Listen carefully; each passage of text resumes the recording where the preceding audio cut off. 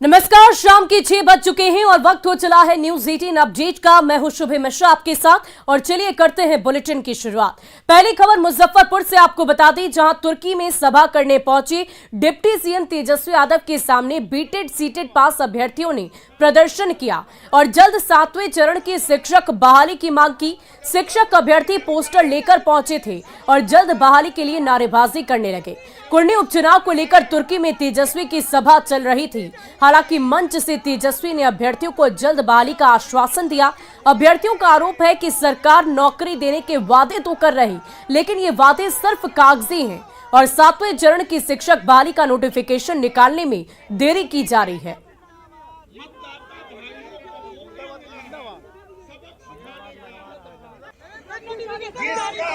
हम बीजेपी वाले नहीं हैं, हम सीटेड अभ्यर्थी पास है। हमारा सीटेड सर्टिफिकेट देख लीजिए। हम ना ही बीजेपी वाले हैं ना ही कोई पार्टी के हैं। हम सिर्फ तेजस्वी यादव जी से 7वीं चरण की मांग करते हैं, आग्रह करते हैं, हाथ जोड़ के आग्रह करते हैं। मांग हम लोग का विगत 3.5 वर्षों से हम लोग सीटेड बीटेड पास उत्तीर्ण अभ्यर्थी हैं, जो हम लोगों को रोजगार के लिए कहते थे तेजस्वी यादव 10 लाख रोजगार देंगे। सत्ता में विपक्ष में थे तो हम लोग के पंडाल में गर्दनी बराबर आते थे, लेकिन जब वो सत्ता में आ गए तो हम लोग को सब भूल गए हैं। वो कहते हैं कि हमको पता ही नहीं है धरना के बारे में।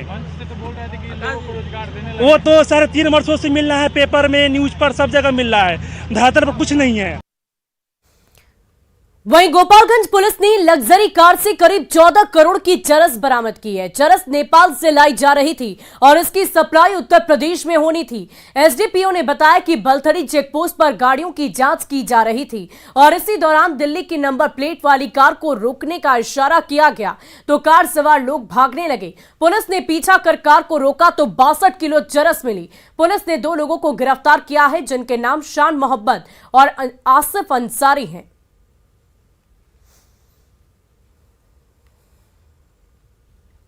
एक स्विफ्ट डिजायर गाड़ी से लगभग 62 किलो चरस और 2 व्यक्तियों को गिरफ्तार किया गया है। ये चरस वीरगंज से शामली उत्तर प्रदेश ले जा रहा था और जो दोनों व्यक्ति गिरफ्तार हुए हैं वो दोनों व्यक्ति भी शामली उत्तर प्रदेश के ही हैं। वहीं बेगूसराय में एक बार फिर चोरों का आतंक देखने को मिला, जहां चोरों ने मोबाइल का दुकान का शटर तोड़कर 50 लाख से अधिक की चोरी की घटना को अंजाम दिया है। इस घटना के बाद मोबाइल दुकानदारों में हड़कंप मच गया। घटना नगर थाना क्षेत्र के टुडे मार्केट की है। चोरी की करतूत दुकान में लगे सीसीटीवी कैमरे में कैद हो गई है। हाँ, तो स्टील फर्नीचर है ना, मिले स्टील की दुकान से। उसके बाद हमें कोई पता नहीं, अभी 8:30 में दुकान खुल रहा है। देखे शटर का सारा ताला, ग्रिल का सारा गायब है, खोले तो सारा दुकान का माल सारा गायब। बाकी सीसीटीवी कैमरा में है। स्टॉक तो अभी हम मिला ही नहीं है, स्टॉक अंदाज बता नहीं सकते हैं कितना रह गया है। और अगली खबर राजधानी रांची से, जहां शादी समारोह में पहुंचे किन्नरों ने मुंह मांगी रकम नहीं मिलने पर हंगामा शुरू कर दिया। इसके बाद हुई मारपीट में 5 किन्नर घायल हो गए, साथ ही दूल्हा और दुल्हन को भी चोट लग गई। मामला बरियातू थाना क्षेत्र का बताया जा रहा, जहां किन्नरों ने 5100 रुपए की डिमांड की और मुंह मांगी कीमत नहीं मिलने पर मारपीट शुरू कर दी।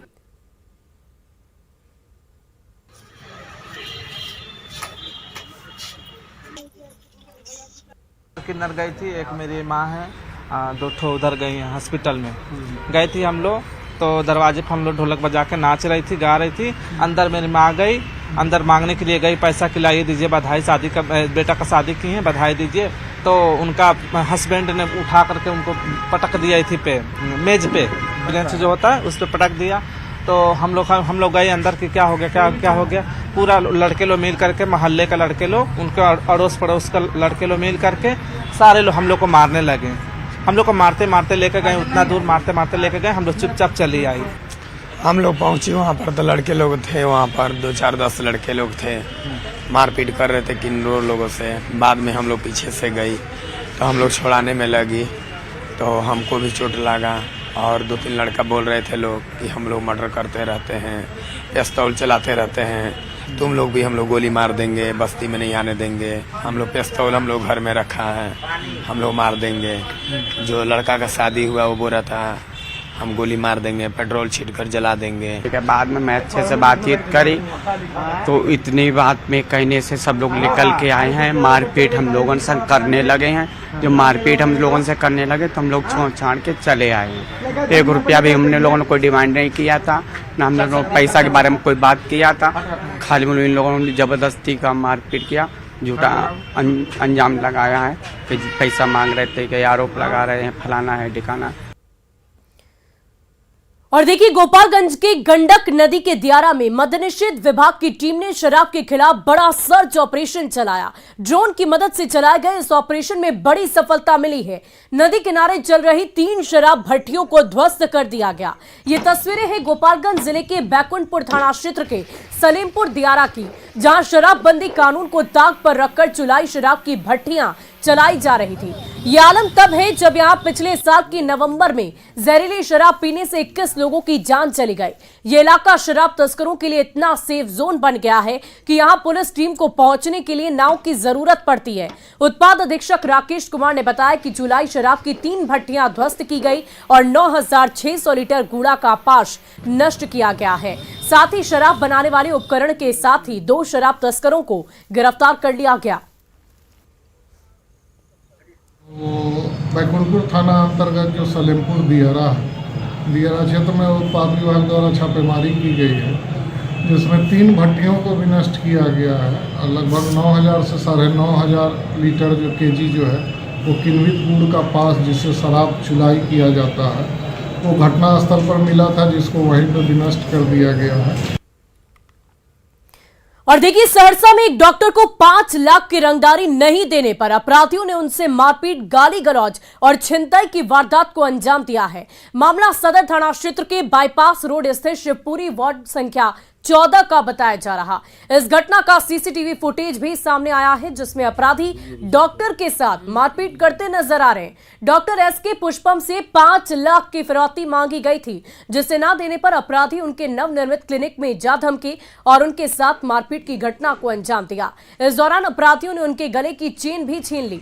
पीड़ित डॉक्टर ने इस संबंध में पुलिस को आवेदन देकर शिकायत दर्ज कराई है। पुलिस ने मामला दर्ज कर तफ्तीश शुरू कर दी है।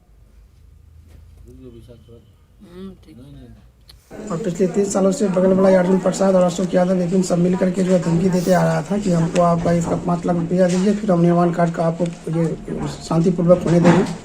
तो मुझसे पूछा गया हम क्यों दे, बार बार हम उसको इग्नोर करते रहे, लेकिन उस दिन अचानक सडनली आकर के हमको अकेला देख सब आदमी वार किया और आकर के हमको घेर करके गले से चेन, 60,000 कैश रुपया था वो, और एक ट्रक ऑनर का पेपर, और उसके साथ भी उसका भी चेन, उसका भी पेमेंट ले लिया पैसा को 40,000 रुपये, उससे भी कैश लिया है। मारपीट भी किया? हाँ, मारपीट भी किया गया है। ये डॉक्टर एसके पुष्पम अपने डॉक्टर हैं, जिनके पिता का नाम महेंद्र यादव, जो वकील थे, उनके द्वारा ये FIR दर्ज कराया गया है।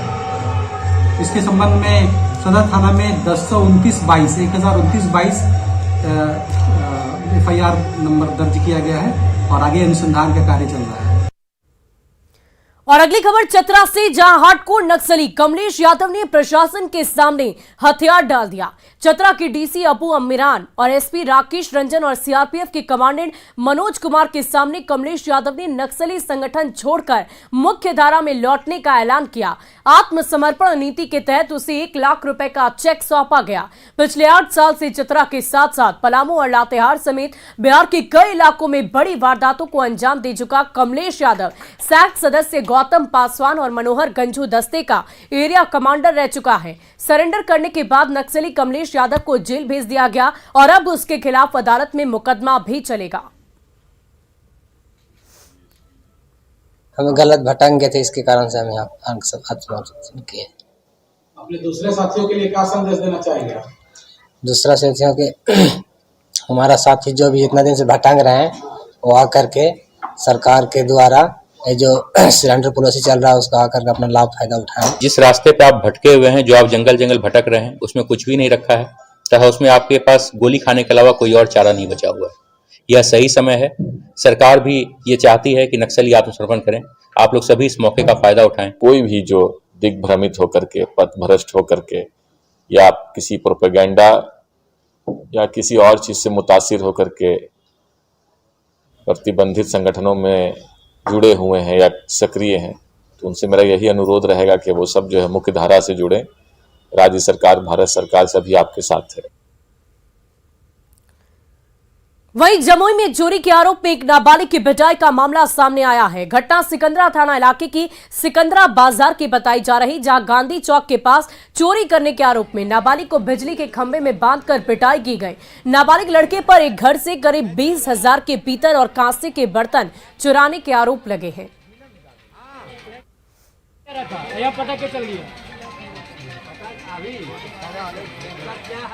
घर में ही चोरी कर रहा है 10 दिन से। अच्छा, तब आज पता चला, बीच में दोपहर में बगल में रहता है पावो नाम का लड़का, तो पावो छत्ता से देखा कि मेरा घर में घुसा, तो हमको फोन किया, तो हम दुकान से लौट करके आए। और टोटल बर्तन पीतल का कांसा का सब 20,000 का बर्तन और 10 रुपया चोरी किया, और सारा बर्तन दुकानदार के यहाँ से बरामद हुआ, पैसा नहीं दे रहा। और खबर मुजफ्फरपुर से, जहां बुजुर्ग दंपति की हत्या कर दी गई। हत्या का आरोप बुजुर्ग दंपति के बेटे पर लगा है। मामला जैतदपुर के ओपी के गोपी घनवत गांव का बताया जा रहा है कि आरोपी सरोज कुमार कर्ज तले दबा हुआ था और जमीन बेचना चाहता था, जिसका मां बाप विरोध कर रहे थे, और इसी को लेकर सरोज ने अपने पिता जय मंगल ओझा और उनकी पत्नी यानी कि शकुंतला देवी की हत्या कर दी। फुआ फूफा हमारे रहते थे, बहुत दिन पहले से भी दोनों बाप्ते में विवाद चल रहा था। हाँ, वहाँ रहने नहीं देता था, जमीन उमीन बेच के देने के लिए बोलता था, कर्जा है हम कर्जा सधाएंगे बेटा। और उसी के क्रम में कल है पर पंचायती हुआ और 5 लोग इनको उस घर में बैठा दिया। लगभग वही 2 बजे रात में मैंने इनका हत्या हो गया है, दोनों आदमी का। कौन कर दिया हत्या? हम लोग को पूरा शंका है कि बेटा किया है। और सीएम नीतीश कुमार पटना सिटी के मालसलामी इलाके में पुराने बस स्टैंड की जमीन पर बन रहे सामुदायिक भवन का निरीक्षण किया। सामुदायिक भवन के निरीक्षण के बाद सीएम नीतीश कुमार ने अधिकारियों को कई आवश्यक दिशा निर्देश दिए। इस दौरान सीएम नीतीश कुमार के साथ सीएम के सलाहकार Anjani Kumar Singh, Patna commissioner Kumar Ravi, DM doctor Chandrashekhar सहित कई अधिकारी वहां पर मौजूद रहे।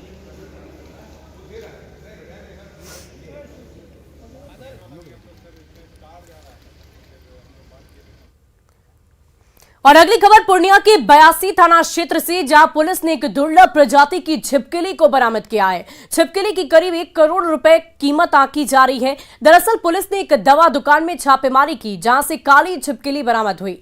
ये छिपकली टोकाई गायको नस्ल की है, जिसके अंतर्राष्ट्रीय बाजार में कीमत 1 करोड़ रुपए बताई जा रही है। काली छिपकली के साथ पुलिस ने दवा दुकान से प्रतिबंधित सिरप को भी बरामद किया है।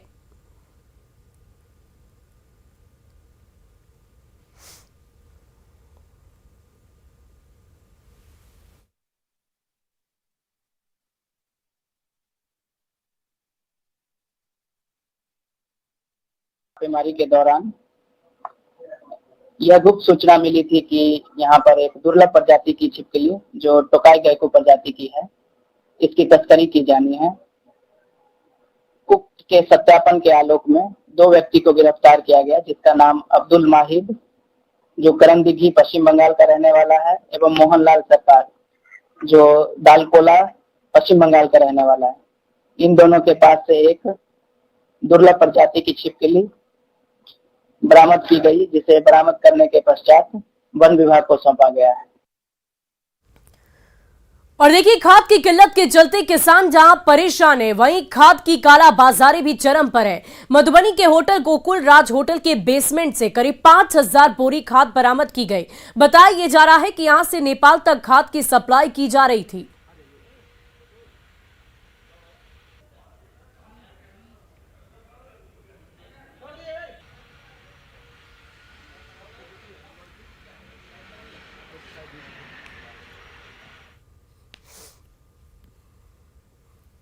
खाद को लेकर किसानों में हाहाकार की स्थिति है। गेहूं की बुआई के लिए खेत तैयार है, लेकिन खाद नहीं मिल रहा है। अभी यहाँ मधुबनी में जो सदर एसडीएम हैं, उनके नेतृत्व में यहाँ एक छापामार कार्रवाई हुई है। यहाँ गोकुल राज होटल, आप देख सकते हैं कि ये गोकुल राज होटल है, और होटल के पास यहाँ ये अंदर एक दुकान के रूप में यहाँ एक खाद का एक दुकान था, जो अंदर इसमें काफ़ी मात्रा में, भारी मात्रा में खाद बरामद हुआ है। और यहाँ जो अभी सदर एसडीएम अश्विनी कुमार के द्वारा ये छापामार कार्रवाई की गई है और इसमें पता चला था कि कुछ जो गुप्त सूचना मिली थी उसके आधार पर कार्रवाई हुई है। हमारे साथ जो यहाँ सदर एसडीएम है सर, ये किसानों में काफ़ी हाहाकार की स्थिति है, डीएपी खाद के बगैर बुआई नहीं हो पा रही है गेहूँ की। और अभी यहाँ मधुबनी में होटल के पास ये जो गोकुल होटल परिसर है, यहाँ पे हमें अवैध खाद होने की सूचना प्राप्त हुई थी, तो उसका वेरिफिकेशन करवा के हम लोग टीम बना के अभी आए हैं।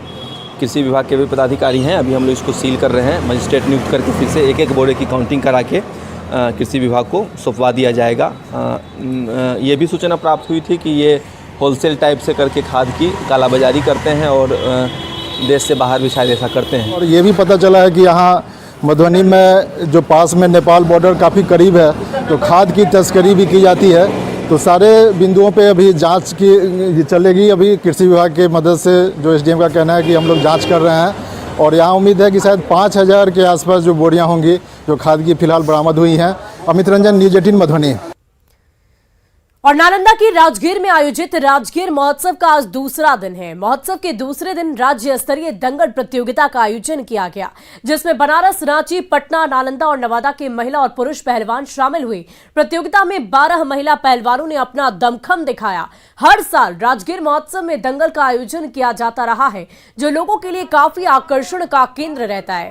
पहले सिर्फ पुरुष पहलवानों को दंगल में मौका मिलता था, लेकिन अब महिला पहलवानों को भी इस प्रतियोगिता में अवसर मिल रहे हैं, जिससे मैच काफी रोमांचित हो रहा है।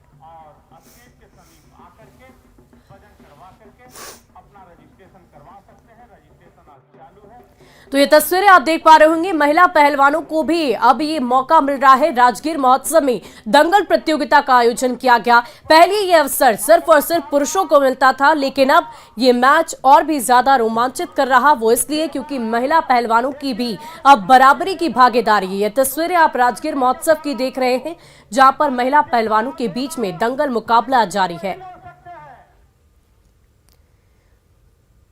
और राजगीर के पुलिस अकादमी में सार्जेंट मेजर का पासिंग आउट परेड हुआ। 2019 बैच के 206 सार्जेंट मेजर में 73 महिलाएं हैं। सभी को हथियार चलाने और जांच की ट्रेनिंग के साथ कई और तरह के मैनेजमेंट की ट्रेनिंग दी गई है। इनकी जिम्मेदारी force management, VIP management, traffic management की होगी।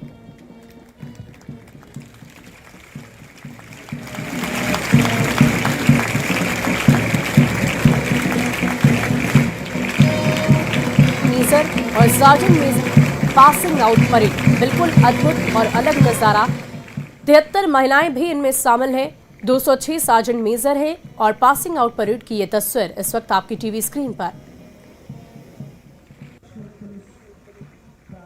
ये तस्वीरें आप देख पा रहे होंगे, सार्जेंट मेजर का पासिंग आउट परेड की ये तस्वीर।